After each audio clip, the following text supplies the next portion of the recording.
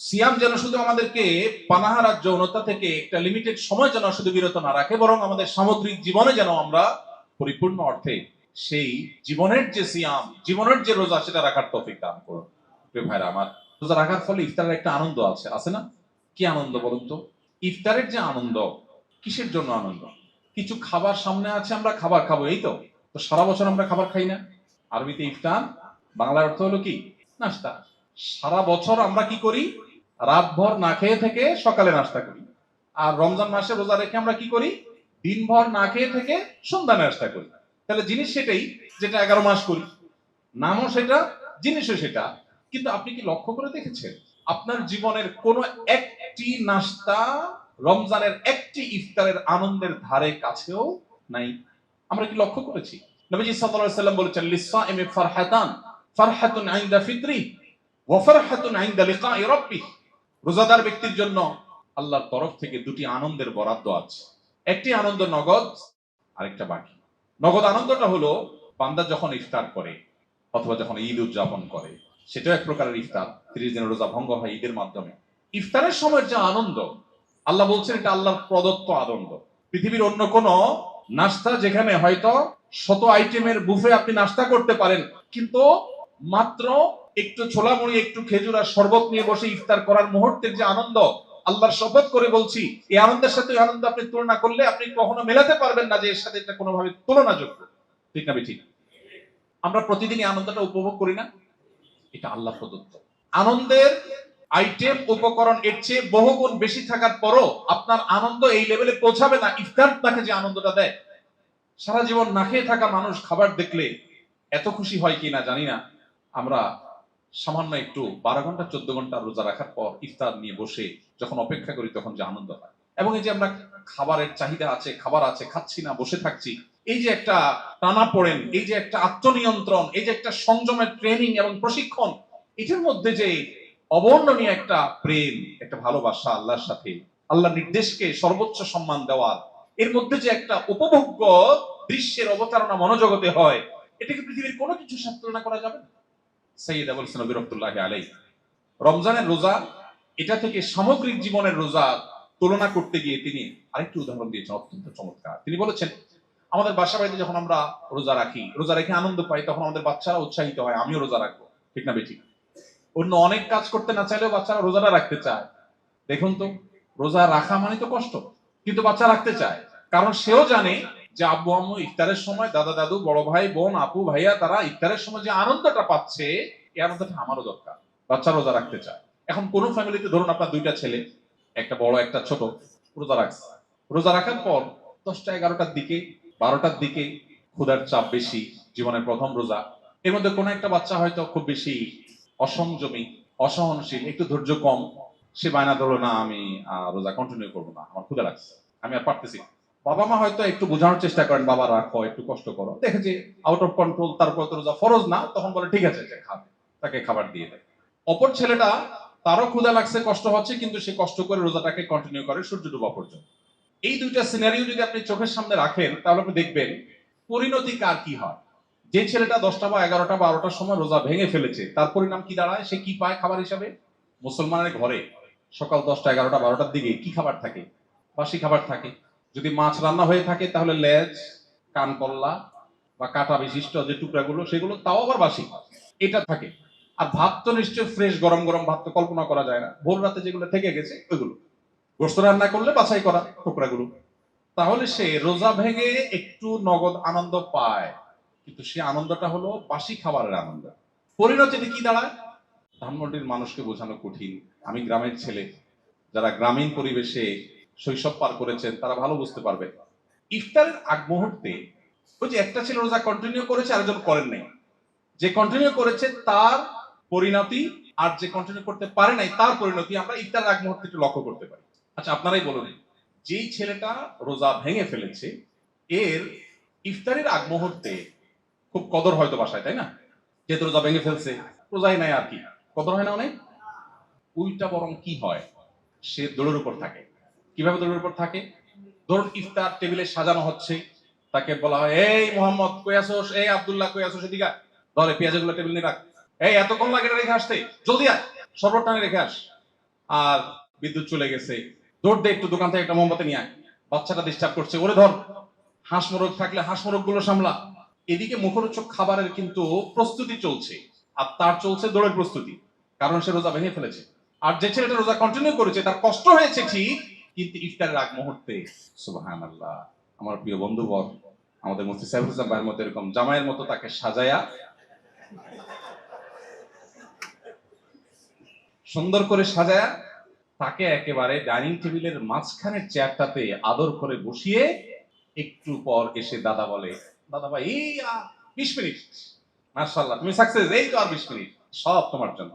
দাদু এসে বলে, আরে আমার দাদু ভাই চেহারাটা শুকায় গেছে, আরে একটু, এই তার অল্প একটু সময়। মা এসে সান্ত্বনা দেয়, বাবা এসে সান্ত্বনা দেয়, সবাই এসে অ্যাপ্রিসিয়েট করে, একের পর এক তাকে বাহবা দিতে থাকে, তাকে অভয় দিতে থাকে যে তোমার আর কোনো ভয় নেই, কোনো টেনশন নেই, এই তো সূর্য ডুবতে যাচ্ছে আর তোমার আনন্দ শুরু হয়ে যাবে। এদিকে মুয়াজ্জিন আজান হাঁকে, দাদা দাদু ভাইয়া আপু মা বাবা সবাই খেজুর নিয়ে দৌড়াদৌড়ি শুরু হয়, সবাই শরবত নিয়ে সিরিয়াল ধরে। কার জন্য? ওই রোজাদার ছেলেটার জন্য, যে বাবা তুমি খাও, কাঠটা নিবে, সবাই অপেক্ষমান থাকে। ইন দ্য মিন টাইম যে রোজা রাখে নাই, ভেঙে ফেলছিল, ও কিন্তু হাঁস মুরগ নিয়ে আছে। ওরে বরং এই টাইমে যদি আশপাশে গুড়গুড় করতে দেখে, তখন উল্টা ধমক দিয়ে বলা হয়, এই তোর এখানে কি, তোরা বলছি বাবুরে রাখতে, তোকে না বললাম ওই হাঁস মুরগ গুলো ধরতে, বাবু ডিস্টার্ব ওরে কোলে রাখ, বেচারা দৌড়ের পথ থাকে। এরপর এই জামাই আদরে ইফতার করা রোজাদার ছেলেটা কষ্ট করে সংযম করে যখন রোজাটা সম্পন্ন করে শেষ করে, তার খেয়ে দিয়ে শেষ করার পর যখন থাকে, ওই বাসি খেয়ে বাসি খাওয়ার লোভ সামলাতে না পেরে রোজা ভঙ্গকারী ছেলেটা এই বেলাতে এসেও সেই বাসি ইফতার খায়। এই সিনারিটা আমাদের বাসা বাড়িতে হয় না?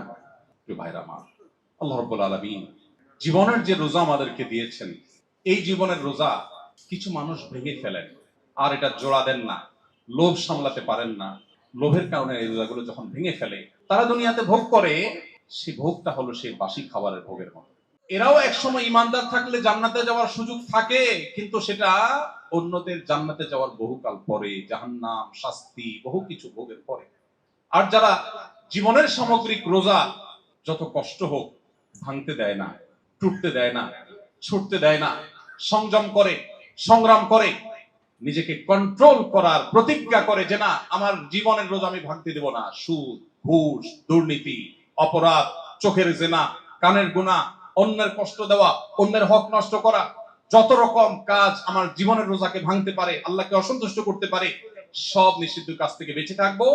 এতে আমার বন্ধু, প্রিয়জন, আমার প্রতিবেশী, আমার সার্কেল, আমার বন্ধু বান্ধব, অনেকের সাথে দূরত্ব হবে, হোক, সমাজে দাম হবে না, না হোক ভাবসাব কমে যাবে, যাক, কিন্তু আমার জীবনের রোজা আমি রক্ষা করব। কষ্ট হয়, অনেক কষ্ট হয়, কিন্তু জীবনের রোজা যখন ভাঙার উপক্রম হয়, জীবনের সূর্য ডুবার সময় যখন নিকটবর্তী হয়, ওই রোজাদার বাচ্চাকে যেরকম দাদা দাদি এসে সান্ত্বনা দেয়, আল্লাহর কোরআন বলছে মৃত্যুর সেই মুহূর্তে এসে আল্লাহর ফেরেশতা এসে তাকে বলে, আল্লাহ খাউফুন আলাইহিম ওয়ালা হুম ইয়াহজানুন, আল্লাহ তাখাফু ওয়ালা তাহজানু ওয়া আবশিরু বিল জান্নাতিল্লাতী কুনতুম তুআদুন। কত কষ্ট তোমরা করেছো, কত কষ্ট করে সিয়াম সাধনা করেছো, আল্লাহকে খুশি করতে গিয়ে কত প্রিয়জন নাখোশ হয়ে গেছে, সমাজে দাম পাও নাই, তোমার জীবন সায়ান্নে মৃত্যু শয্যায় শায়িত, এখন তোমার রূহ বের হবে, তুমি আখিরাতে পাড়ি জমাবে। দেখো আমরা আল্লাহর ফেরেশতারা এসেছি তোমাকে অভয় দেওয়ার জন্য, সুসংবাদ দেওয়ার জন্য, এই যে আর একটু পরে তোমার রূহ বের হবে, আর তুমি জান্নাতে বিচরণ করবে। রমজানের সিয়ামের সাথে জীবনের সিয়ামের এই যে রিলেশন, রমজানের সিয়াম থেকে জীবনের সিয়ামের বার্তা গ্রহণ করবার এই যে সুযোগ, সেটি আমরা বেশিরভাগ মানুষ হাতছাড়া করি। আরশ আজিমের মালিকের কাছে ফরিয়াদ করি, আল্লাহ আপনি আমাদেরকে রমজানের রোজাকে অর্থবহ এবং সার্থক করার তৌফিক দান করুন। এই সিয়াম যেন আমাদের জীবনে পরিবর্তন আনে, এই সিয়াম যেন আমাদের জীবনে সিদ্ধান্ত গ্রহণ করতে আমাদেরকে সাহায্য করে, সঠিক সিদ্ধান্ত যেন আমরা গ্রহণ করতে পারি। আল্লাহর কাছে দোয়া করবো তো ইনশাআল্লাহ। আল্লাহ তাআলা আমাকে আপনাকে আমাদের সবাইকে সেই তৌফিক দান করুন। মোহতারাম হাজিরিন, আল্লাহ তাআলা মাফ করার জন্য এই রমাদানে বহু সুযোগ আমাদের সামনে খুলে রেখেছেন, কিন্তু আমরা বেশিরভাগ মানুষ হাতছাড়া করি।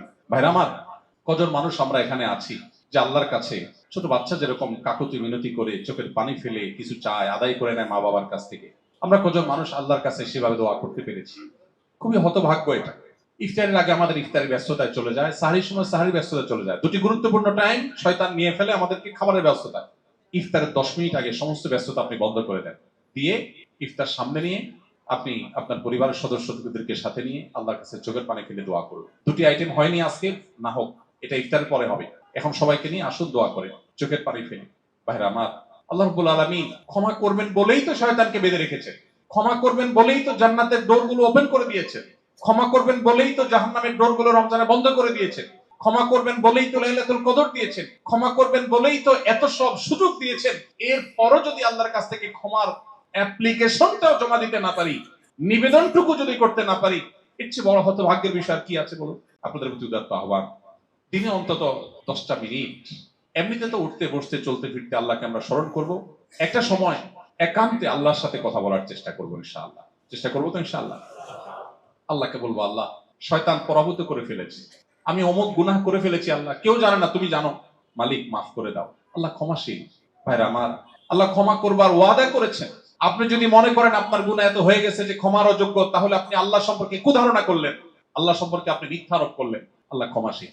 শুধু প্রয়োজন চোখের পানি ফেলে একটু মাপ চাওয়া। পৃথিবীতে কোনো মানুষের কাছে অপরাধ স্বীকার করলে মানুষ অস্বস্তিতে পড়ে, ভালো লাগে না। ছোট হয়ে গেলাম, তার কাছে অপরাধ স্বীকার করি। কোনো মানুষের কাছে মাপ চাইতে গেলে লজ্জিত হয় মানুষ, কষ্ট পায়। কারোর কাছে কাঁদলে মানুষ অস্বস্তিতে পড়ে। আল্লাহ রাব্বুল আলামিনের কাছে যারা কান্না করার তৌফিক হয়েছে তারা বলতে পারবেন, এই কান্না পৃথিবীর সকল হাসিকেও হার মানায়। পৃথিবীর কোনো হাসিতে সেই তৃপ্তি নাই রব্বে কারিমের কাছে কান্নায় যে তৃপ্তি আছে। এই জন্য ভোর রাতে যখন সারি খেতে উঠবেন, 10টা মিনিট সময় হাতে নিয়ে সিজদায় গিয়ে একটু আল্লাহর সাথে কথা বলেন, আল্লাহর সাথে একটু আলাপ করেন। ভাইরা আমার, একান্তে একটু আল্লাহর সাথে যখন চোখের পানি ফেলে মাপ চাইবেন, আল্লাহর ওয়াদা কখনো ব্যতিক্রম হয় না। এই রমাদান আপনার সমস্ত গুনাহকে মাফ করাবে ইনশাআল্লাহ। চেষ্টা করবো তো আমরা ইনশাআল্লাহ। আল্লাহ রাব্বুল আলামিন আপনি আমাদেরকে রমজানের সমস্ত মুহূর্তগুলোকে কাজে লাগাবার তৌফিক দান করুন। সিয়ামের বার্তা, সিয়ামের যে আসল লক্ষ্য, গোটা জীবনে তাকওয়ার চর্চা, সব ক্ষেত্রে জীবনের সিয়াম পালন করা, আল্লাহর আদেশ নিষেধকে মেনে চলা, আল্লাহ আপনি আমাদের সবাইকে সেই তৌফিক দান করুন। সিয়ামের এই শিক্ষা থেকে আমাদের সামগ্রিক জীবনে সিদ্ধান্ত গ্রহণের ক্ষেত্রে আমরা যেন আল্লাহর আদেশ নিষেধের ভিত্তিতে সিদ্ধান্ত গ্রহণ করতে পারি, সেই তৌফিক আল্লাহ আমাদের সবাইকে দান করুন। সিয়ামের বার্তা যদি আমরা নিতে পারি, আমাদের জীবন সুন্দর হবে, সমাজটা সুন্দর হবে, আমাদের সিয়ামটা উপভোগ্য হবে, সার্থক হবে। জান্নাতের গ্যারান্টি এই সিয়াম থেকে আমরা পেয়ে যাবো ইনশাআল্লাহ। বিশেষ করে শেষ দশকের ইতিকাফ যদি আপনি করতে পারেন, তাহলে আল্লাহর সঙ্গে আপনার নিবিড় সম্পর্ক গড়বার এক সুবর্ণ সুযোগ তৈরি হবে। চেষ্টা করবো তো আমরা ইনশাআল্লাহ। একান্তে শুধু আল্লাহর সাথে কথা হবে। সারা বছর বিভিন্ন দিকে আমাদের ফোকাস নষ্ট হয়ে যায়, মনোযোগ নষ্ট হয়ে যায়। একান্তে আল্লাহর সাথে 2 রাকাত নামাজ কোনো মনোযোগ এদিক সেদিক দেওয়া ছাড়া পড়বো, সেই সুযোগটা জীবনে হয় না। কিন্তু শেষ দশকে ইতিকাফ করে দেখেন, আপনার মনোযোগ রাখা অনেক সহজ হবে। চেষ্টা করা যাবে তো ইনশাআল্লাহ। আরশে আজিমের কাছে ফরিয়াদ করি, আজকের এই আশা বর্ষা সিয়ামকে সার্থক করার তৌফিক হিসাবে আল্লাহ আমাদের সবার জন্য কবুল করে নিন। আমরা এখানে সমবেত হয়েছি আল্লাহর ভালোবাসা ছাড়া আর কোনো কানেকশন নাই। আমার কাছে কিছু নেই আপনাকে দেওয়ার মতো। আমি আল্লাহর কথা, রাসূলের কথা বলতে পারি। এই মহব্বতের কারণে যে আমরা সমবেত হয়েছি, রব্বে কারীমের ঘোষণা আছে তার নবীর মাধ্যমে, হাদিসের মাধ্যমে, যে আরশের নিচে কি আমাদের ভয়াবহতম দিনে আল্লাহর জন্য যারা পরস্পরকে ভালোবাসবে তাদেরকে আল্লাহ আরশের নিচে ভিআইপি প্যান্ডেলের ছায়া দান করবে। আল্লাহ আপনি আমাদেরকে এখানে যেরকম একত্র করেছেন, আপনার এই ভালোবাসার বন্ধনের কারণে আপনি আমাদেরকে কিয়ামতের ময়দানে আরশের নিচে ভাবে সমবেত হওয়ার তৌফিক দান করুন।